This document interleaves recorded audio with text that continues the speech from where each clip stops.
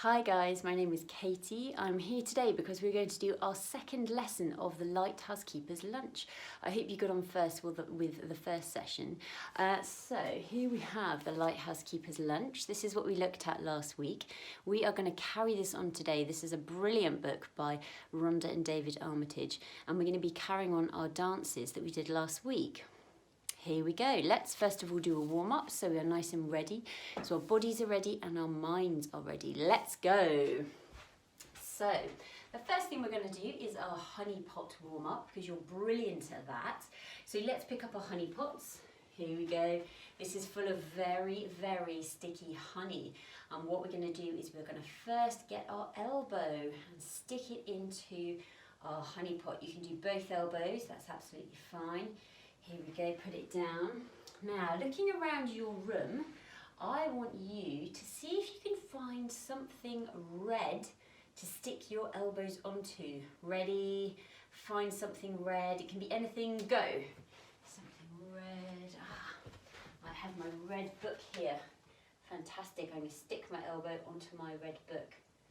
Good. Okay, unstick it. There we go. The next thing I want you to do is stick your elbows onto something that's very soft. What can be soft? Now actually, my t-shirt's quite soft, or my trousers. So I'm going to stick my elbows to my t-shirt like that. Good. The last one for your elbows. Can you stick your elbows onto something crunchy? What's in your room that's a little bit crunchy? Now I've got my bean bag, so I'm going to stick my elbows to my crunchy bean bag. Very crunchy. Good. Come back and pick up your honey pots. Right, this time we're going to stick our feet in our honey pots. Here we go. Can you balance? Very good. And the other way, can you balance? Okay, put your pots down. We've now got really, really sticky feet. In your room, or wherever you are, can you stick your feet to the wall? That's right. Can you stick your feet to the wall? Now you can stick 2 feet to the wall. You can stick 1 foot. You could go upside down. Whoop. That's a tricky one. 1 foot maybe, and then maybe the other foot. Okay, good. Come back into the middle again.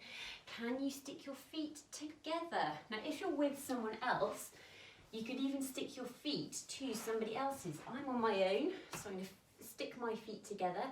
But if you're with someone else, you could stick your feet to their feet. That would be nice. And have a little sticky feet moment. Good. The last one I want you to do, can you stick your feet to something white? Look around your room. Can you stick your feet to something white? I've seen my lovely lampshade. Very gently going to stick my foot to that. Good. Unstick. Pick up your honey pots. Here we go. This time you're going to do a big one. You're going to take your honey pot, you're going to lift it up, and you're going to tip it down your back. I know it sounds mad, but you're going to do it. Here we go. Tip it down your back. Very, very sticky on our backs. Now, can you stick your back to a wall? Any wall you can see. I'm going to try and do my slightly funny wall here, which is like a slope. So that's a good one to stick to. Quite cozy under here. So find a wall and stick your back to it. Well done. Can you now stick your back to the floor? That's an easy one. There we go. Stick your back to the floor. Nice and squashy. See if you can move your back around so you're really pressing into the floor. Good. Unstick. Well done. And the last one I want you to do, stick your back to something green in your room. Look around. What's green? Oh, I've got my cushion. So I'm going to stick my back to my cushion in my corner. Nice and comfy, that one. Good. Well done.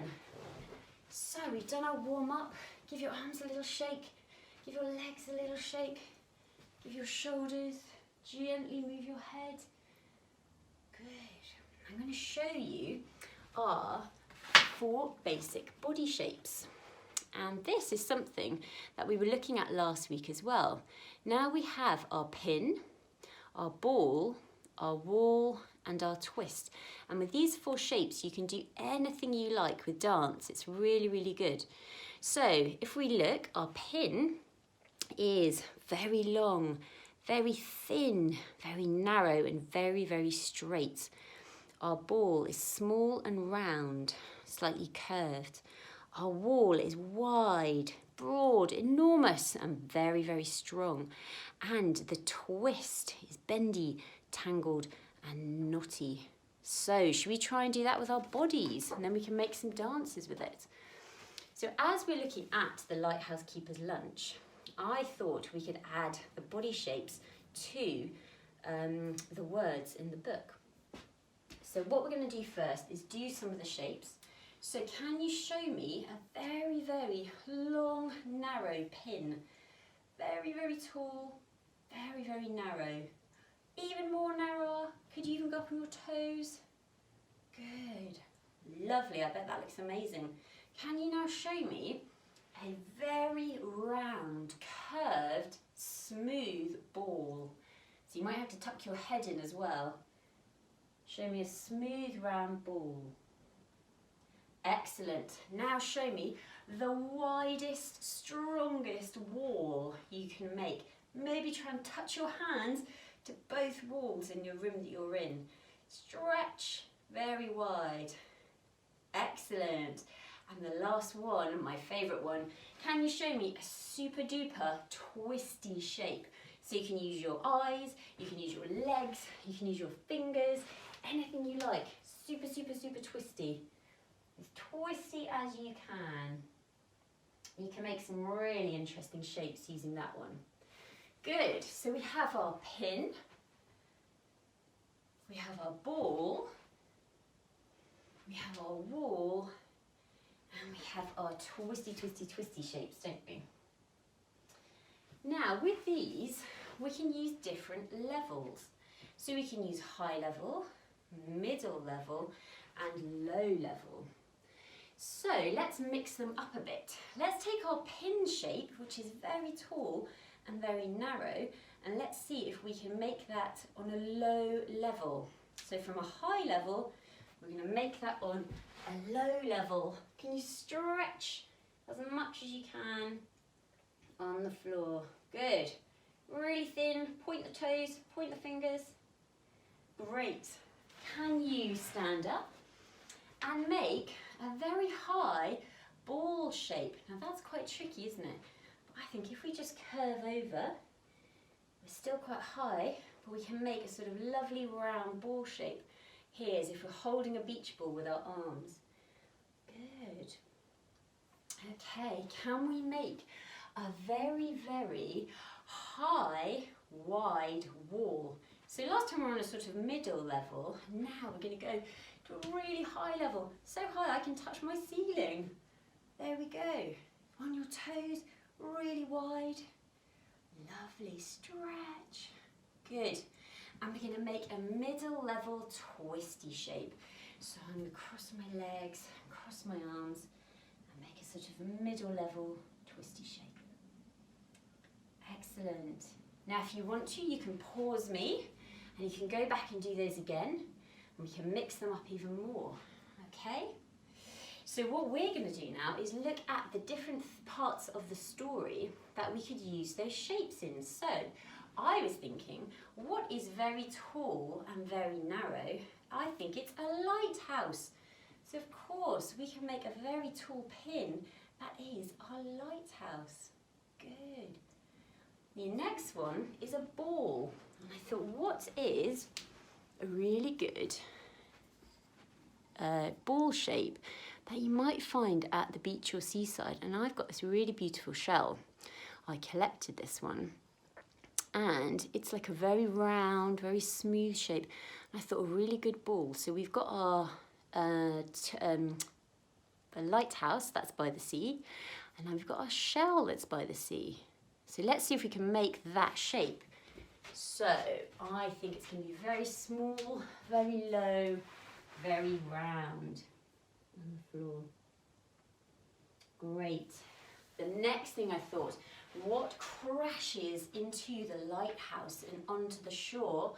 Huge waves crash, don't they? And they can be very wide and very, very big. So I thought we could do a huge crashing wave, and just as it breaks, so the top bit comes over, we're going to pause and hold it there. So that's our huge, wide crashing wave. Good. And the last one, I thought we can make some really twisty seaweed. And we find that in the sea all the time, don't we? It sort of floats around and fishies hide in it and it washes up on the shore. So we can make some really, really twisty seaweed. Good. So we have our lighthouse like a pin, very strong, very narrow. We have our ball like a shell. We have our wall like a crashing wave and freeze. Good. And we have our very twisty, twisty seaweed. Good. So let's run through that once more. So we have our lighthouse pin. We have our ball shell. We have our wide crashing wall of a wave. And we have our very twisty seaweed. Great. So that's our little dance phrase. Should we try that with some music?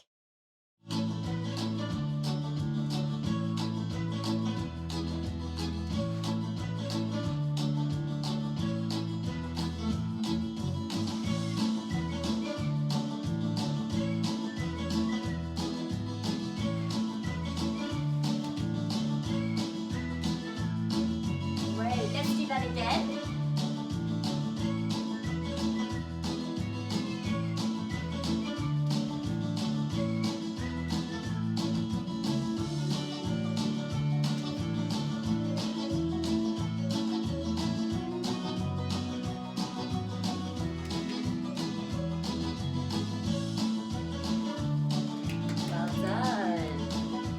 How did you get on?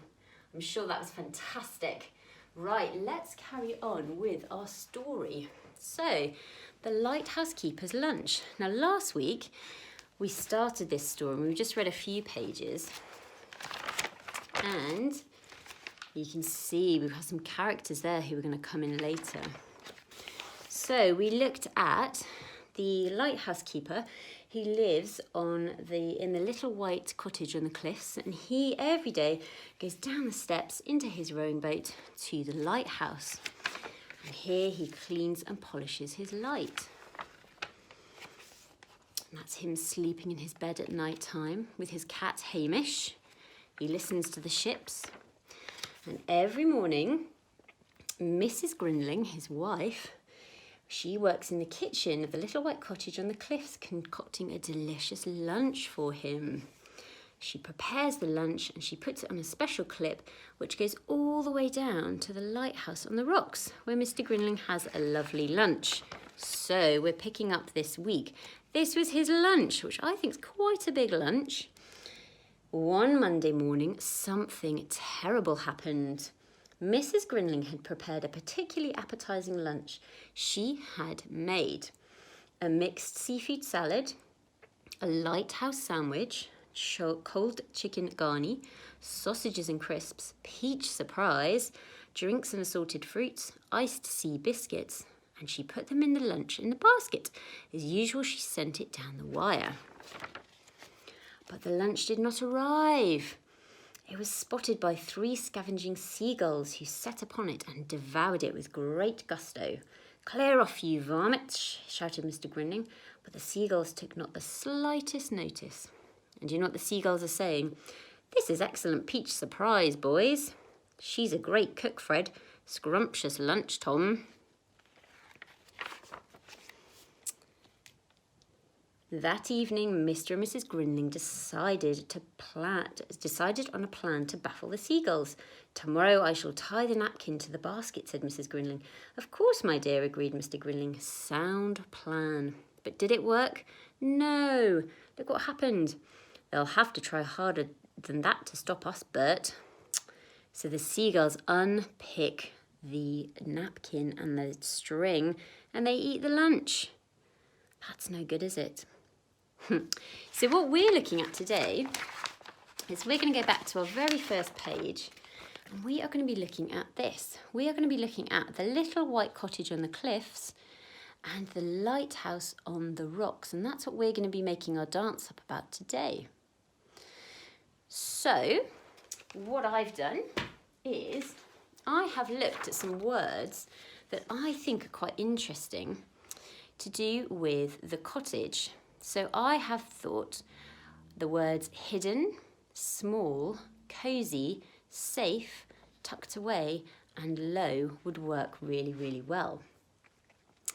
Now, the words, I think all of these describe the cottage because they are. It's very low, it's sort of tucked away into the cliff. It's very small, it's very cosy, and it's very safe away from the sea. And it's hidden away in the cliffs as well. So the words I've chosen are low, small, and hidden. So with these words in mind, I have made up some movements to go with those words. Now you can make up your own words if you like, or you can use the words that I have in my picture here. It's up to you. So the first one is low. So I thought, what's a low shape? And on the floor, we could try a ball shape again, and I'm going to go very low on the floor, just like that. The next one I'm going to do is small. And I thought this is like the roof of the cottage. It's quite a small cottage on the cliff. So we go from low to small. Good. And then the next one I'm going to do is hidden. So we're going to do a sort of hidden shape here. So I'm hiding away because it's tucked away, isn't it? So we've got low. We've got small. And we've got hidden. Good. So those are my words that I'm putting into my phrase. And I'm going to try that with a little bit of music just to bring it to life. So you can have a little practice, or you can have a go with me at this one. So I'm going to start low.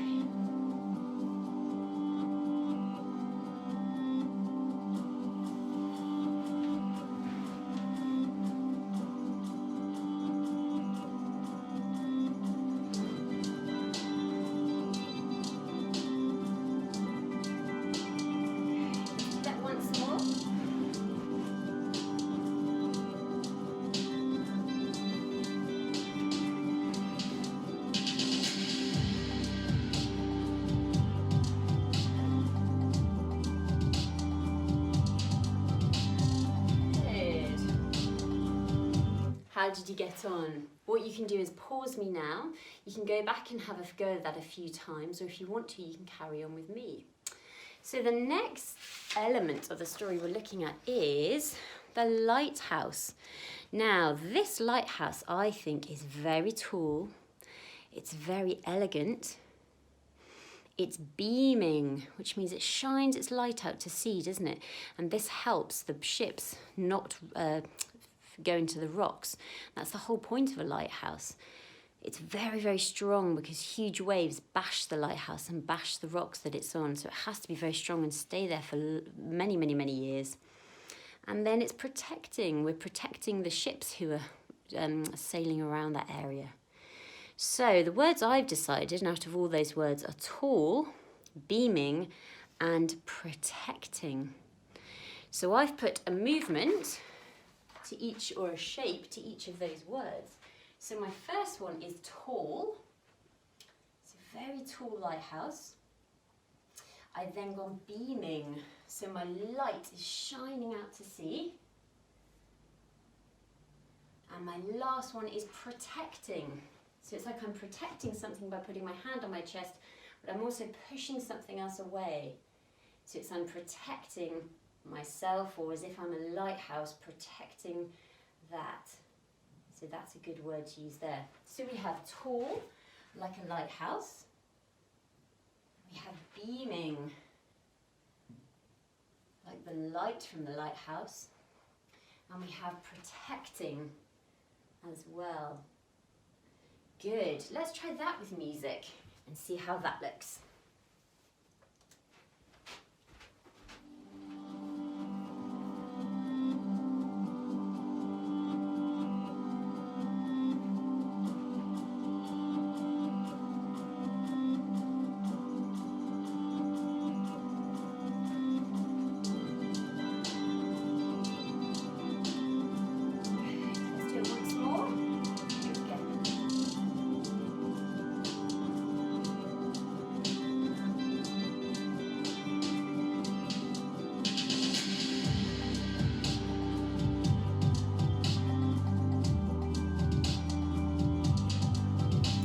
How did you get on? Again, you can pause me and go back and then have another go at that, have a little practice of that. Or I thought the next thing we could do is add those two together. So we have our cottage and then we've got our lighthouse. And we're going to link those together with something called a transition. And we can either do a turn or you can do a roll, so it's up to you. So I think I'm going to add a turn in to as my transition. So let's start with a little cottage. So we start on the floor. That's my first shape. My second shape is the little cottage roof. My third shape is the protecting, the hidden shape, like that. Now what I'm going to do is stand up and I'm going to do a really big turn into my lighthouse shape. So we're linking them together. And then I go into the beaming. And now I go into the protecting, like that. Okay, let's do that again. So we start on the floor. We make the cottage. And we're hidden. We then do a transition, a turn, or if you want to, a roll into the lighthouse. Beaming. And protecting. Great. So pause me. Have a little practice of that if you need to. Otherwise, let's try that with some music.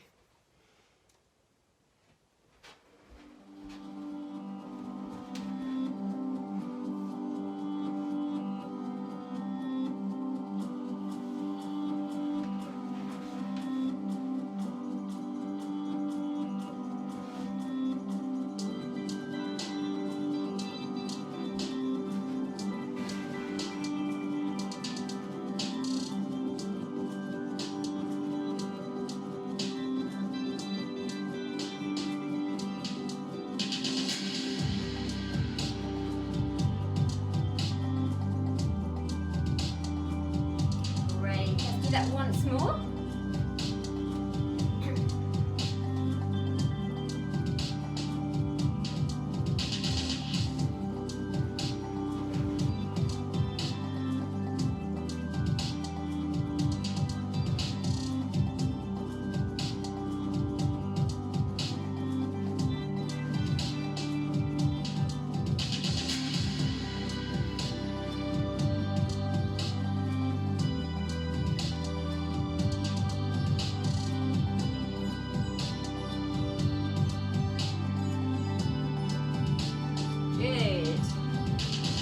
How did you get on? I'm sure they were brilliant. What you can do is pause me.